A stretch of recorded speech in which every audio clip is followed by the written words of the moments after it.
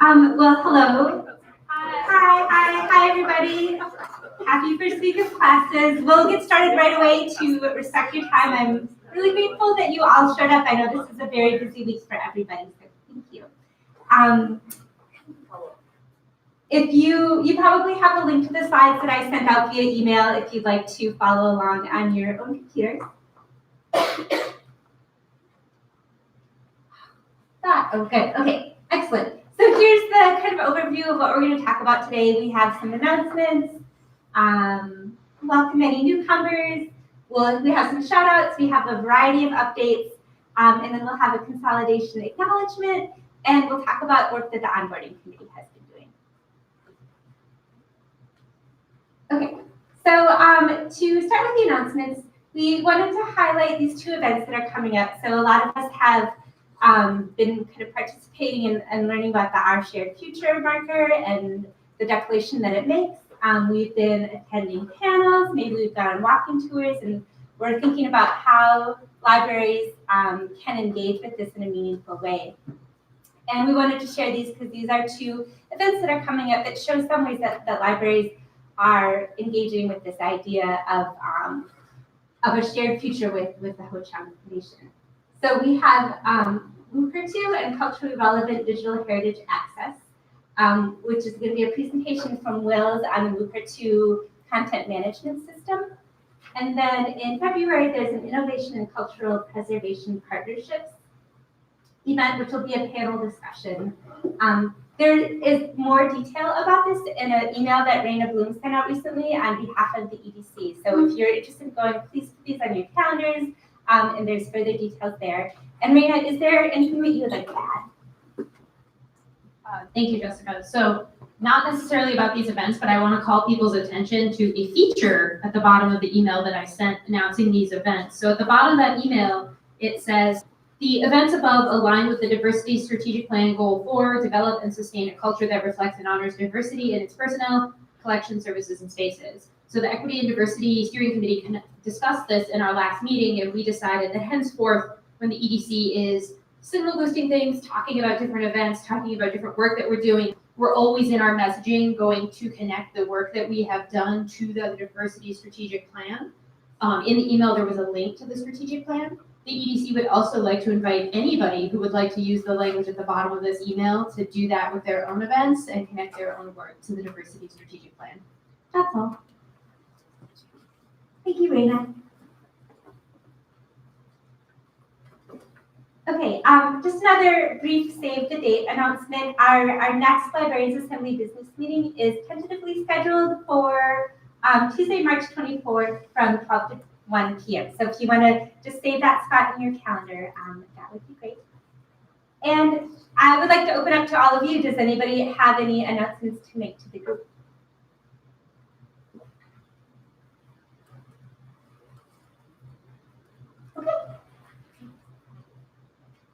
Okay, do we have any staff that are new staff or staff that have not attended a Librarians Assembly business meeting before here today?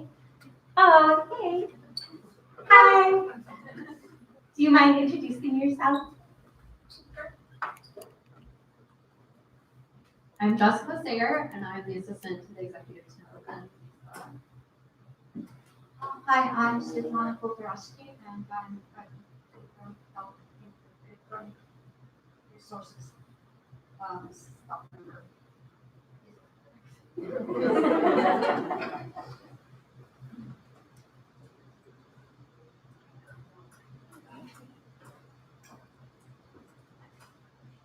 Hi, I'm Teresa Bain. So I've been here for a few months, 7 or 8. I'm an electronic resources librarian. Thank you. Thank you all for coming. We're welcome to Librarians Assembly. We're really happy to have you all here. Okay, so we are going to move on to shout outs. Kelly Hughes will be doing shout outs. Kelly, do you need this clicker? No. Hello, everyone. I'm Kelly Hughes from College Library. So we do shout outs at the start of every Librarians Assembly business meeting now. And our theme for this meeting is rolling into the new decade, change makers and history keepers. So you can share shout outs through a form that's linked in the agenda that Jessica sends out, or you can also find it through the library staff page, or you can also verbally share any shout out you have during the meeting. I'll just go ahead and read the one that we received through the form. So this is a shout out for all of the library staff presenting at the UW-Madison Data Science Research Bazaar this week. Thank you for providing innovative and collaborative support in data science for researchers on campus. Does anybody have a shout out they want to share in the moment? We'll have sort of an extended shout out for consolidation staff from Kate Booth at the end of the meeting as well. Actually, I have a free shout out. Free shout out, yes. I just want to thank Librarians Assembly for assisting in continuing to nudge me to make sure everything happened as needed. Round of applause for shout outs.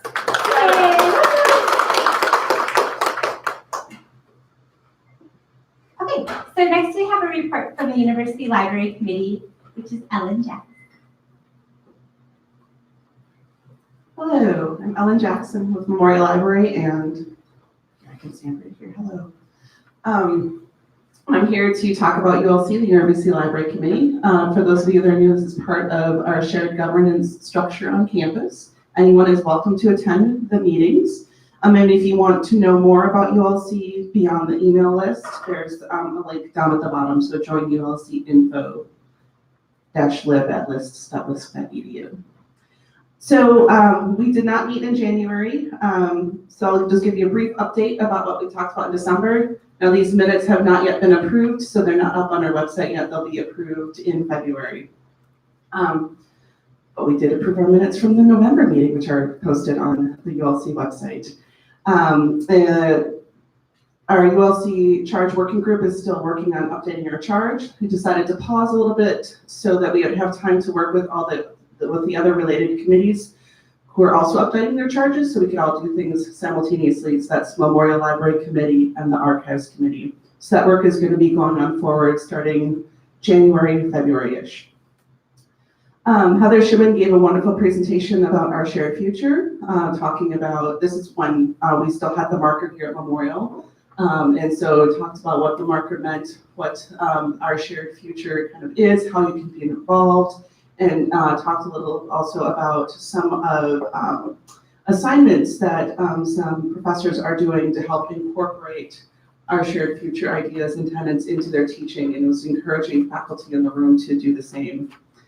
So there's a few links on the slides, the General Our Shared Future website, and Heather also really promoted the Treaty Day talk, which is archived on the link there, another really great resource for those of you who want to learn more. And then we ended the meeting with an update on the GLS, that's a typo, I should say GLS Strategic Plan by Lisa Carter. Shared about where we are in the process, which we're in kind of getting the stakeholder presentation and feedback, and reviewed the current mission, vision, and values. And so this is before the recent staff round of feedback on the value statements. And again, the January meeting was canceled due to a possible lack of quorum, so the next meeting is going to be on February 11th. And again, if you want to get on the list to get the agendas, go ahead and sign up there below. Any questions? Okay. Thank you, Ellen. While I was standing here to the food, I thought of an important announcement, which is that there's food. So please have a snack. Also, I learned the most amazing thing, which is that there's hot water on tap right here in the break room kitchen, and there's tea in there as well, correct? Many boxes of tea and look straight across in the upper cupboard. Many boxes of tea. So you should have some tea. It's a really good day for tea. There's also hot chocolate. So good day for both of those things. Okay, so now we'll have announcements or updates from the Academic Staff Assembly from Tam Mayachiba. So the Academic Staff Assembly is another part of shared governance on campus, and the meetings are open to all academic staff. In the spring semester, they'll be in Ingram B10, so a change from the normal room. And you can see the links for the minutes, documents, and the ASEC agenda 10 minutes. And library districts are represented by Tom, Rebecca, and myself. And if you'd ever like to look up your district, you can use the link there. All right, so for the meeting notes on the next slide, that turned out to be really small. So there's first the address by President Ray Cross, and he was mostly talking about building support so that the American public regains what he considers a lost respect for a college degree as distinct from a technical degree.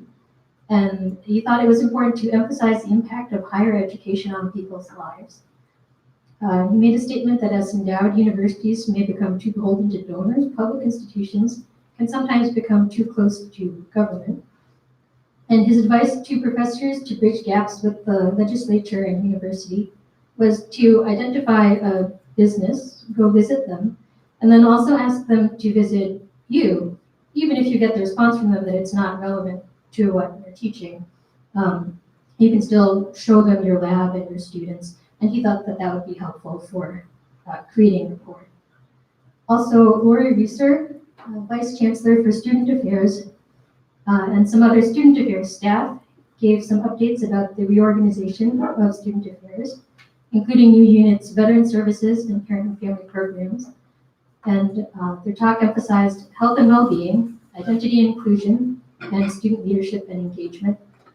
There were some questions about an engineering professor in a recent high-profile case returning after leave of absence, and whether there were going to be any support initiatives around that. And to that, Dr. Reeser responded that engineering has implemented a number of support initiatives, such as anonymous and confidential reporting, outreach to graduate students, advertisement of Dean of Engineering Research funding support. So that's if a student needed to switch advisors in the middle of their graduate career. There's funding available for that. And then she also noted that there's a student of concern button on the Dean of Students website. I didn't include a link here, but it's DOSO, Dean of Students, doso.students.wisc.edu. And then if you look at student assistance, there's a student of concern link on that page where someone could report concerns that they have about students. There's also a question about improving student experience for students of color, namely that sometimes students of color are recruited here but choose to go elsewhere for whatever reason.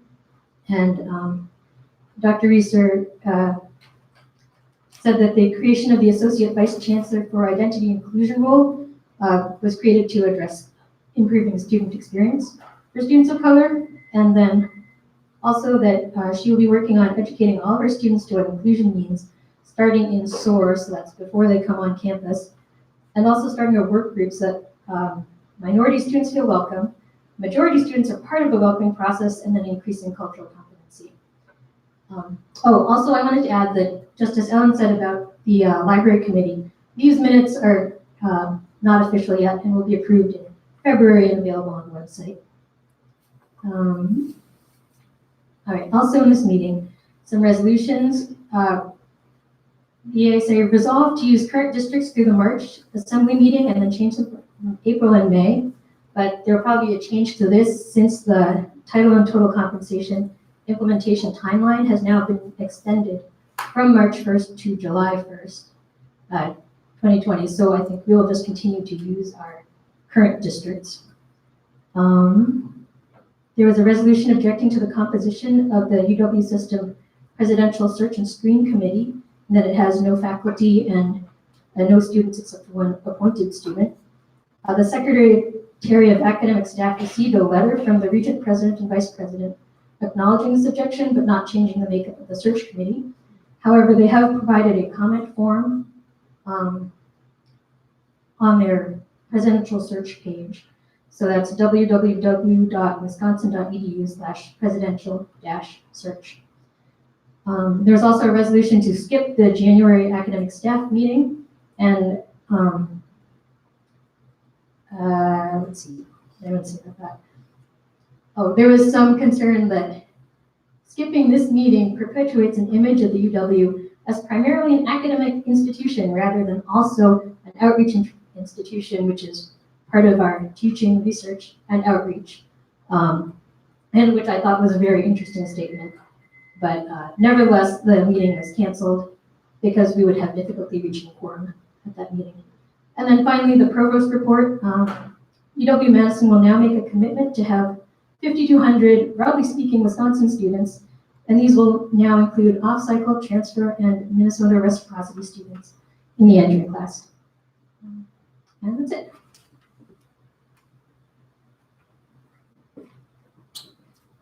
Thank you, Pam. Did any of you have any questions about any of that? Okay, so we have Ellen Jacks again, speaking for the Professional Concerns Committee. Thank you. Hi, I'm still Ellen Jacks. So I'm here with the Professional Concerns Committee. The makeup consists of Raina Bloom, Nina Clements, Heather Shimon, and myself. We opted,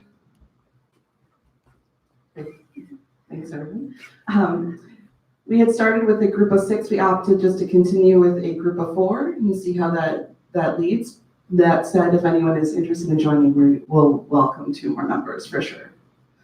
So the primary work that we have been doing is hosting listening sessions, namely the Add 15s. So this is where we invite you to add 15 minutes after an already established event, such as the business meeting, and where you can talk about any professional concerns or other that are on your mind. And this apparently was not clear in my email, so I want to make this clear here. This is welcome to all staff. Anyone may attend. You do not need to be present at the events to attend these. If there's something that you need to talk about, please come talk about it regardless of what your staff appointment is. So I'm sorry if I didn't make that clear, and we'll endeavor to make that more clear in the future.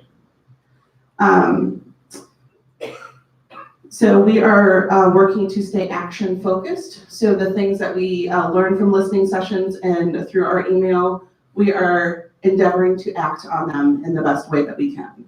So some of this might be consolidating things out in our monthly reports and seeing what kind of traction we get, which we have had success with that in the past. Other things might be taking it to Librarians Assembly to the steering committee and see, can we get enough consensus on this to make this into an official recommendation to say, send to admin or the executive committee. So what actionable means can vary depending on the item, but we are working to stay agile to be able to take action on things that we've heard as necessary.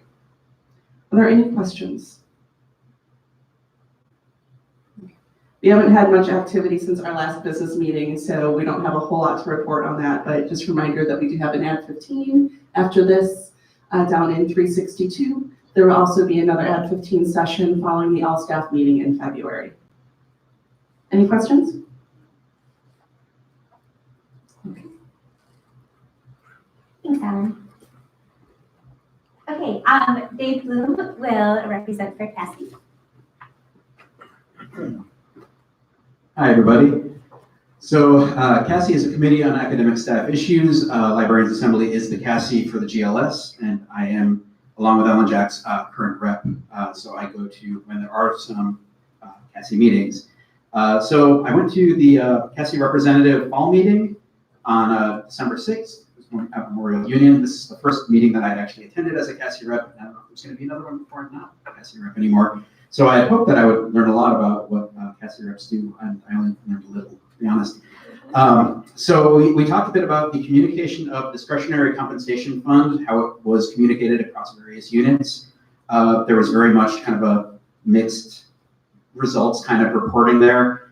SMPH emphasized that they have new leadership, and that actually helped. That it improved the process in terms of communicating how discretionary compensation worked and kind of communication in general. Law reported that their leadership initially had told them that campus guidelines were a little more set in stone than they actually are, and it took a little work on their part to kind of clarify and work through that. So there is kind of this diversity of things we're seeing kind of in terms of how discretionary compensation is being communicated across the board. And then we're going to cover current activities, best practices, and give school, college, and division snapshots for each of the units represented among the CASI groups. But we didn't have time for it because we got on the subject of titling and total compensation, and that ended up taking about 40 minutes of the hour-long session. So was a lot of discussion on TTC. Again, very much mixed results in terms of what various units had to report. Some seemed, fairly satisfied with how it had shaken out, and some had a lot of very unit-specific complaints to issue and to discuss with other folks, just to kind of compare notes, see how they kind of been divided up, how TTC was working across units. For instance, there were UW Extension employees who had noted that there's kind of a lack of titles. A lot of things are bundled under this general outreach coordinator category, whereas other units have, like the GLS does, at least on the academic staff level, there's kind of like variables. There's, librarian 1, 2, 3, different kinds of levels and stuff. Different units don't necessarily have that. So one of the points that was given by folks who had worked on the TTC project there was just continue to talk with folks who are working on it, see if you can get the title and standard job description library updated as needed, and just kind of communicate as much as you can. The TTC staff, at least at the point that we had the meeting, were available for road shows. I'm not sure how much that's ongoing since this was in December. So they are still willing to hear kind of those things. Like I said, I hope to hear a little bit more about CASI reps across the board and what they do and how they interact, specifically academic staff and university staff, but we really didn't have a whole lot of time to share on that just because TTC is such an overwhelming topic to discuss. Does anyone have any questions?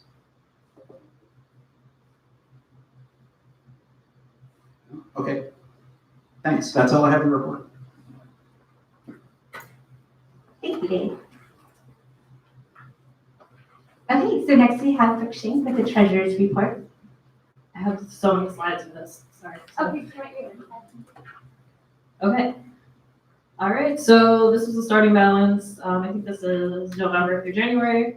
So we got income, which is basically members' dues. So as a reminder, dues are optional. The average amount that we get is about $20. You can pay them cash or check. But it helps us put on programming, get food, snacks, things like that. And then, so we spend all of our money on food, which is how I spend all my money too. So $63.76. And this is what we have left. So that's my update. Thank you, Brooke. And welcome back, Kelly. Thank you. Hello, I'm Kelly, and along with Beth, we're co-chairs of the programming committee. Our other current members are Amy, Kristen, and Mai. What we primarily do is organize social and informative events. We're starting to look at the annual high tea. I have another slide about that. But then we also do eat talk runs about once a month or so. And so we have a couple of those coming up. I'll just go to the slide to show you. So our next one is going to be near the end of February. We're contacting folks for that. And then we have another one coming up in March. So we tend to have a speaker from outside of the libraries, like a campus speaker, to talk about their role on campus, and then someone from within the libraries, and then someone who's sort of talking about something fun that might be going on outside of work life. So if you have something you'd like to share with your colleagues, do let us know. So the primary update on the high tea is that we are currently exploring other venue options because the Virginia Harris Parlor, which is so nice, and we've been there for many years, has changed their policy for how they allow furniture to be added to it. So we've gone, so it has like beautiful antique furniture, and then we've added like round tables to expand the seating, and they're no longer allowing any additional furniture into the space. So if we had the amount of staff as we did last year, we would have like half of the staff wouldn't be able to sit. So we don't think that is optimal. We have a hold on the parlor just in case we can't find another venue that's within our budget.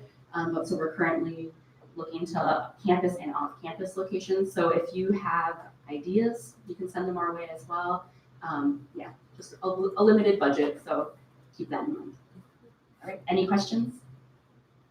No, I saw Memorial Commons for the two. Yes, they'll both be in Memorial Commons. So I'm updating the website right now. Thank you. We alternate between the afternoon and the morning sessions.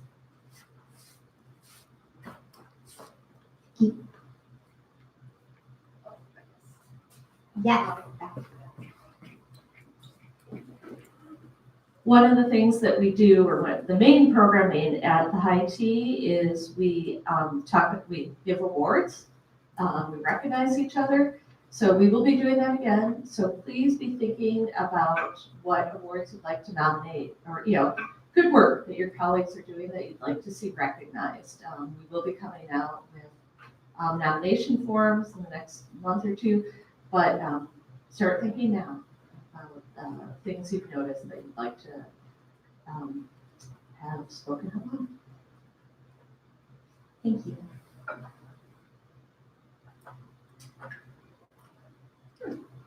I wasn't supposed to be there. So, Deb, I don't think you have a slide, but you, Send in a slide, okay, that's so totally why I fine. skipped. But I just didn't want to forget to include you. I know you had an update. So, hi everyone, I'm Deborah Shapiro and I'm an instructor at the high school, but I'm your ASEC liaison, and that's the Academic Staff Executive Committee. So we're, as the Librarians Assembly steering committee is the Librarians Assembly to Academic Staff Assembly. And we do meet in January. I was just looking at our agenda for tomorrow, and the two big things that we're talking about, we're still, like everybody else, still talking about TTC, especially teaching professor titles. And the other big thing is the policy library, which is has actual librarians on the planning committee for it. It is a repository of UW's policies that is being built. Some in administration, they looked around at a lot of other schools, particularly our colleagues in the Big Ten, and they all have these common repositories of policy that people could access. So we're building one here. And then the final thing I wanted to put out there, just in the nature of a save the date, is we are planning, there's an Academic Staff Institute, which is kind of a half-day professional development thing for academic staff. It's February 25th. It's $18. I think it's $18. And that includes breakfast and lunch. The registration date, this is where I got the 14th. The registration deadline is Valentine's Day, is February 14th. And there are a lot of course, there'll be TTC sessions, but there are a lot of other sessions, self-care, how to be a better employee. I know there is a session that's going to be about the history of the Wisconsin Film Festival, which I see tons of librarians volunteering at. So it's a good professional development opportunity for all of the staff. Thank you, Dan. Okay, so we're going to segue next into our featured guests. I just want to quickly say, as I've come to know, and all of you have probably noticed, that the typical structure is that we have updates, and then we have a good chunk of time afterwards for anything that people want to bring and share with their colleagues. So the steering committee tends to come up with that content in conjunction with other people that we hear things from. But please, if you have something that you think would be useful for the agenda, something that you'd like to see talked about, send it to us, and we'll talk about incorporating it. We're really would welcome anything that you would like to see or that you would like to bring to talk about. Okay, somebody hand it over to Kate, please. Oh, I'm sorry. It looks like your formatting disappeared. That's okay. It was very cute. It's on the next slide. I didn't have it in front of the slide because, as you can see, it's very small. Okay, do you want to clicker? Yes, that's probably. Okay, so I'm Kate Booth. I'm here in my capacity as the consolidation project manager. And so this segment is kind of functioning as an extended shout out that comes along with an update. So late last year, the consolidation implementation team, which was sort of formed as a recommendation of the 2015 consolidation library working group. I'm sorry, now the name is escaping me because I'm nervous and I'm standing here. The group has been meeting sort of monthly or bi-monthly for the past few years. In late 2019, the consolidation implementation team sort of met and discussed the work that was ongoing and determined that in order to sort of free up the time of the committee, that committee would no longer be meeting regularly, but because in part many of the projects are very specific. They're kind of working through an individual library collection. The staff involved with that library are intensively focused on that project. And a lot of the procedures are already kind of in place as the result of earlier work. So this is just sort of background. The consolidation implementation team was formed to sort of focus intensely on the process of closing the library. The libraries have always been engaged in tasks that are related to consolidation, so shifting collections, changing the focus of collections. But this was really an opportunity where a group was formed to kind of come up with the protocols and procedures for closing a location. And now we're practiced at it. I don't want to go so far as to say good at it. Every project is its own puzzle to be worked out, and that is really why I'm here, which is to thank all the people who've been involved to bring the libraries to this point. So these are the projects, and again, sorry it's so small. There are many.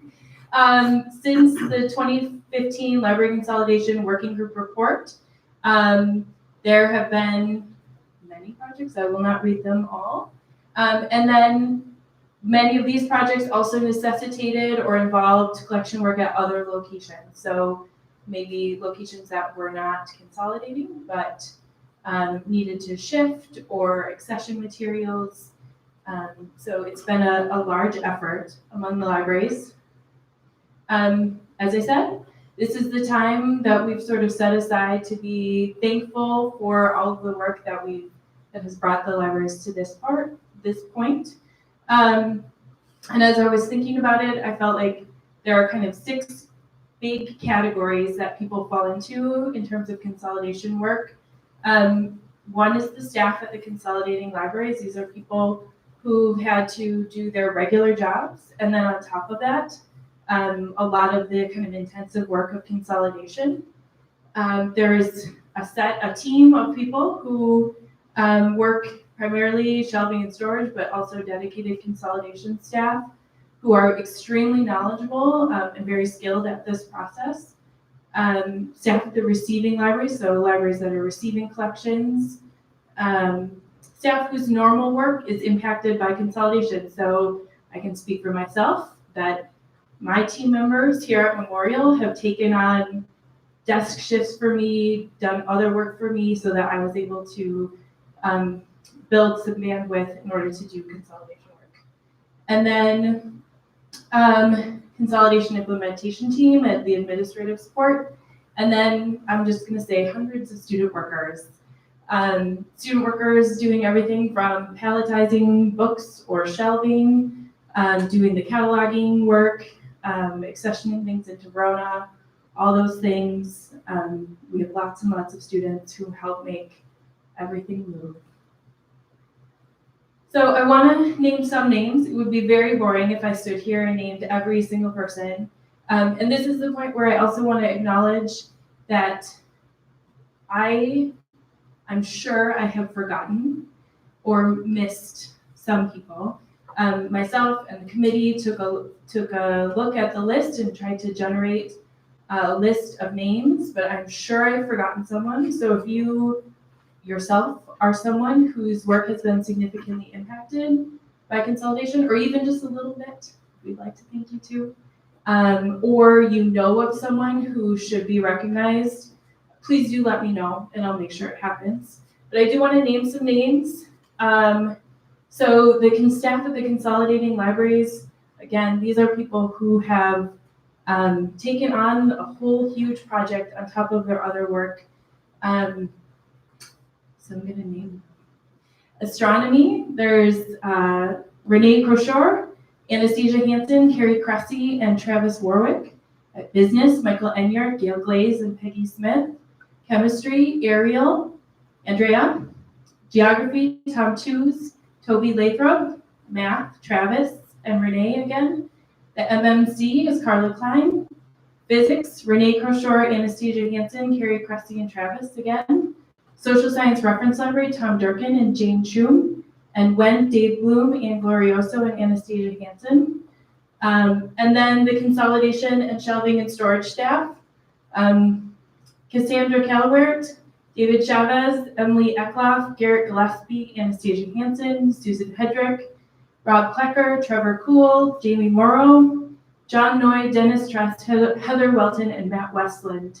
So these are the people that are day in and day out working on consolidation along oftentimes with other project work.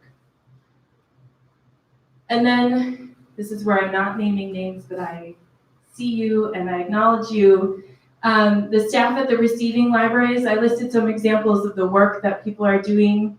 They're moving their collection, they're cleaning up records, they're withdrawing their own materials to make space for other copies, they're reviewing what they have in their collections, they're developing new service models so that they're incorporating the staff or knowledge of staff that are relocating to their location. And staff whose normal work was impacted by consolidation work, communications, providing research support to accommodate new collections, increasing outreach, doing record cleanup, catalog and website updates, and then, as I said, covering duties so that people who are more heavily impacted can do that work. Consolidation implementation team and administrative support, providing the support and the direction for the projects as they moved along. And I think I missed one of my links. Sorry, it's on this slide.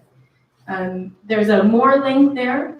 That link goes to a spreadsheet of people. So the committee, consolidation implementation team, committee members put together a list of people that they are aware of on their staffs that have contributed to consolidation efforts. So that list is linked from the slide here. But as I said, if you are aware of someone who's not listed, please do let me know. I want to make sure that they are acknowledged and thanked as well. Thank you for listening. Wow, thank you, Kate. That was just a really eloquent and wonderful moment, and it helped me reflect a lot on all the great work that our colleagues have done and all the great progress that has been made. And I feel like Kate and all of these people deserve a big round of applause.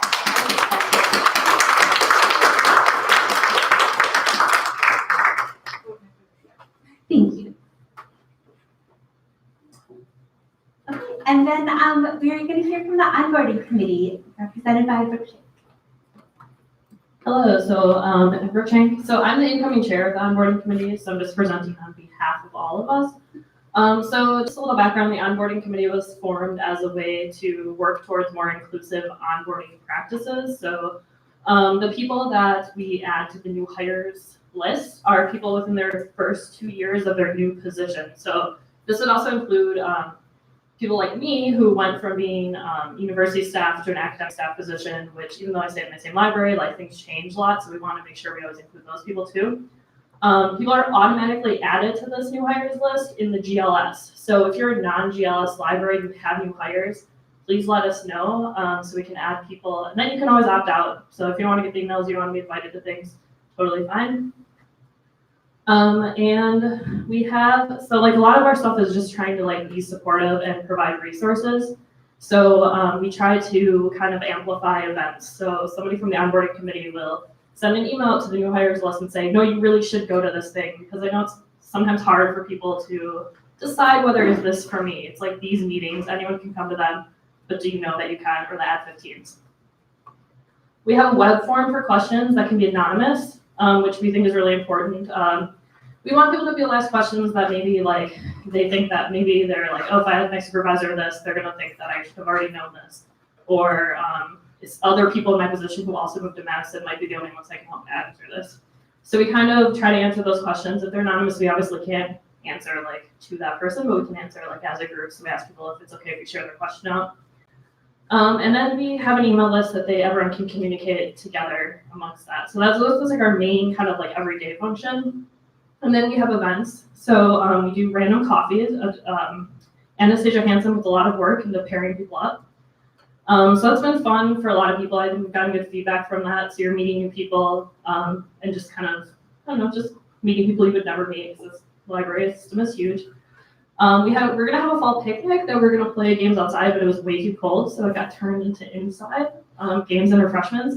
But we just did a Memorial Library on tour, which was super fun. That's a picture from it. Thanks, Beth, for taking pictures. It was kind of wild. Like we had like giant floor plans and made people like run around the library. We are trying to do events that are inclusive, so we realize that some of these are like physical activities. So we always try to like add an element where you can like come and just like sit and have snacks and do things too. So we try to add things like that. Some of the events that we have planned for the future, we want to do a panel on performance reviews. So that process can be a little bit iffy, especially like if you just are new to the organization. So that's something that we're talking about. And then just more tours. So like we want to do something with the new AMP library, things like that.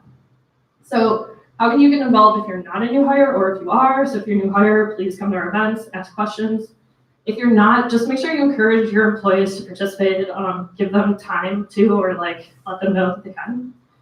You can become a volunteer. So that just means that like we might ask you questions or ask you to participate if we need extra people for events. So it's not really a huge time or anything. It just might be that we might send you an email and say, hey, do you know the answer to this question? And then if you let us know about events that are happening in your areas, we can amplify that to all the new hires list. So we can let them know there's tours that are going on or like exhibits and stuff that you want more people to come to. We'll be happy to send that out to the new hires list. That's the wiki page, that link at the bottom. That's just going to tell you who the onboarding members are, what our charge is, and a little bit of information about who else are volunteers. And then you can always send us feedback. So we're pretty new. We started this past summer. And it's something that we really want to grow and like actually be in the spirit of inclusiveness. So if you have feedback or really any like ideas on what we can do, then please let us know. And I think Amy might be the only one in this room. Do you have anything to add to? If you become a volunteer, would that also be for random coffee? If somebody wants to, or I don't know who's. The question was, if you are a volunteer, are you put in the random coffee pool, which is answer, I don't know because I don't think I was at the meeting where they planned random coffee, but I can You could ask. I can ask.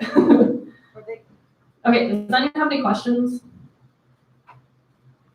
Yeah, could you explain a little more random coffee? Oh yeah, sorry, I should have explained that more. So the question was, can I explain more about what random coffee means? So basically, people can sign up every month, so you're just like in it unless you say you don't want to be.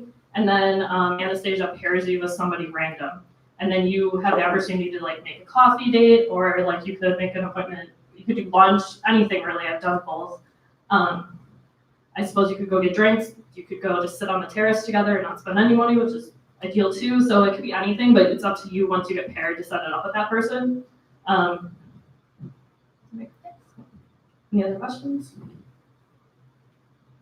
Kelly? How should we volunteer? You can contact us, anybody in the onboard committee.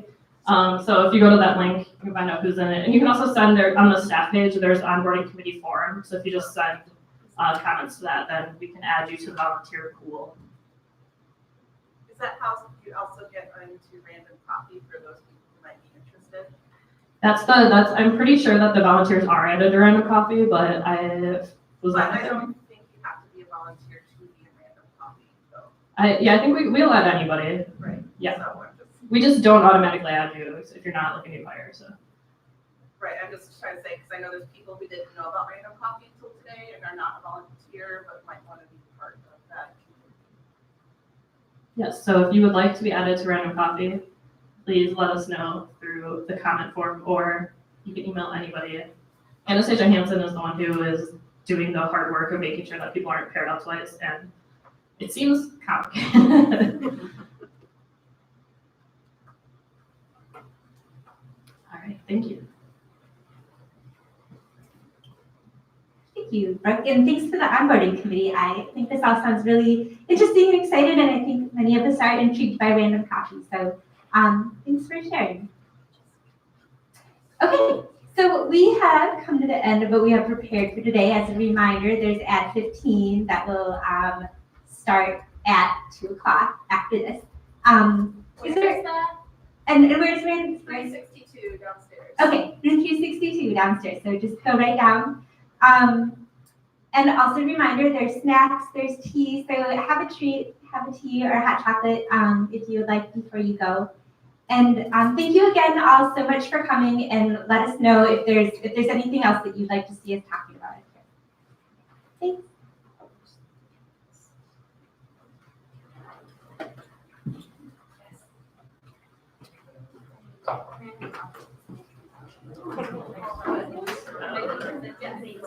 Yeah, I heard so many.